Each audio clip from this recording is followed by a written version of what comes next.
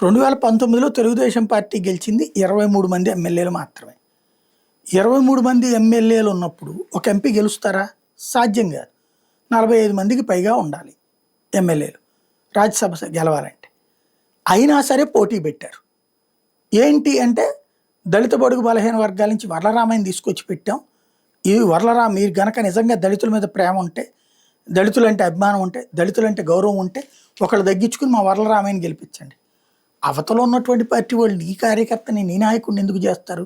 నువ్వు అంతకుముందు 2024 19 దాకా ఉన్నప్పుడు ఇచ్చుకోవచ్చు కదా, ఎందుకు ఇవ్వలేదు అనే ప్రశ్నకి సమాధానం లేదు. ఎదురుదాడి మాత్రమే నడిచింది. అయిపోయింది. వరలరామయ్య ఓడిపోయారు. 23 మంది ఎమ్మెల్యేలే ఉన్నారు కాబట్టి లేదు భవిష్యత్తులో ఇస్తామన్నారు. అంతకుముందు 2019కి ముందు ఎవరైతే ఆ లాయర్ గారిని పెట్టే ముందు వాస్తవంగా వరలరామయ్య ఖరారు అయిపోయింది, ఆయన బయలుదేరిపోయారని కూడా ప్రచారం చేశారు. చివరి నిమిషంలో సాంకేతికపరమైన అరణ్యచాలు అనే ఒక సాకు పెట్టి ఆ లాయర్ గారికి ఇచ్చేశారు.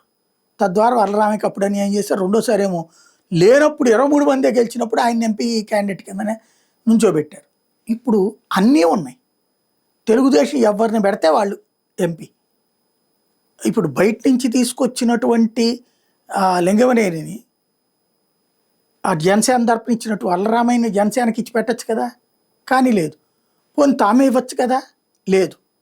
23 మంది ఉన్నప్పుడేమో వరలరామయ్య రాజ్యసభ అభ్యర్థి, 164 వచ్చినప్పుడేమో భాష్యం రామకృష్ణలోను సానా సతీష్లోను చింతకాయలనా. ఇది పాపం రామయ్య గారిది.